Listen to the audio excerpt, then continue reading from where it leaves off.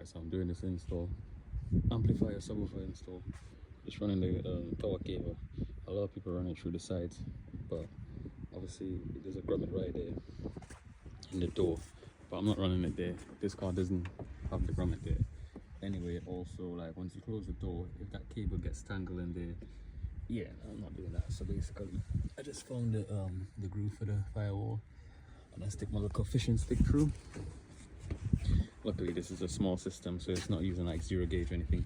And it's literally, I could just, push it straight through. Then I'll collect the end to here with the fuse. Obviously, run that straight back, run it through obviously the side down there, all the way down to the back. And then here, basically here, just gonna have it going through here, tucked under the seat, come out through the back. So yeah, it's probably gonna come out somewhere here.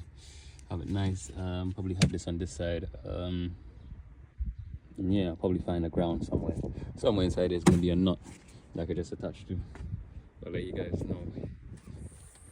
I'll show you the radio. I already took it out. So yeah, the radio was really easy to take out.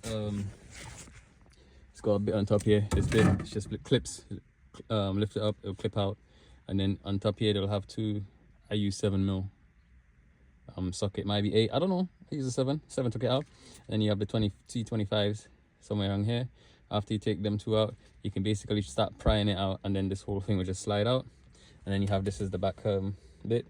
I'm going to be using a line converter, so I'm going to be tapping into these two wires here, this brown one here, yeah, the brown one, and the brown and yellow, then the white and green, and then the brown and blue, and then behind the brown and blue there's another one. Yeah, the brown and white, this one here.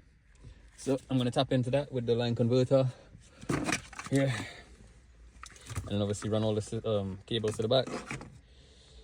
Yeah, I'll let you guys know once it's running.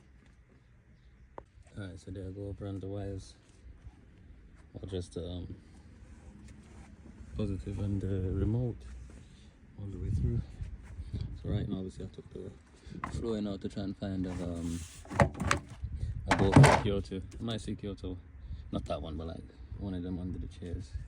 Alright, for the line converter, right? Yeah, what I do is just get a standing knife, and you see, no, let me try to focus. It's not gonna focus, is it?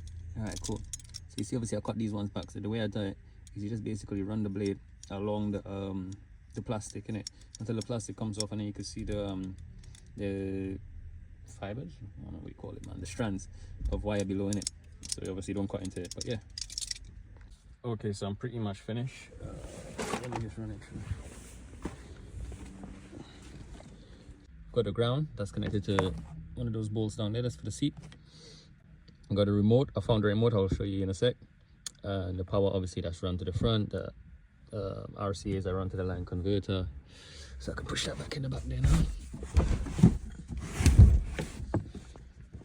I left the cables a bit long just in case it swings to that side of the boot. It's not going to pull the cables out. Close that up. So as you can see, look, I've ran all of this back. Everything's good. The front, done the same thing, ran everything back.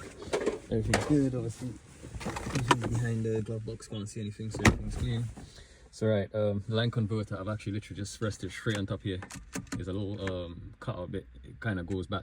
So when you put this cover on, obviously I'm not slapping it down now because I'm gonna have to take it back out, but it's not gonna hit. As you can see, it's not gonna hit. It's gonna have enough space, so that will clear. RCs are run to it. RCs are run down there behind the glove box. So yeah, the remote, I've fished the remote into this compartment here because you have the passenger airbag light base. It's just a light to tell you if it's on or off. It's got a remote turn on, so when you turn on the ignition, this purple cable, when you turn on the ignition, it will turn on. When you switch off the ignition, it will switch off. So perfect for a remote cable. I'm gonna get that tapped in and I'll show you guys it working.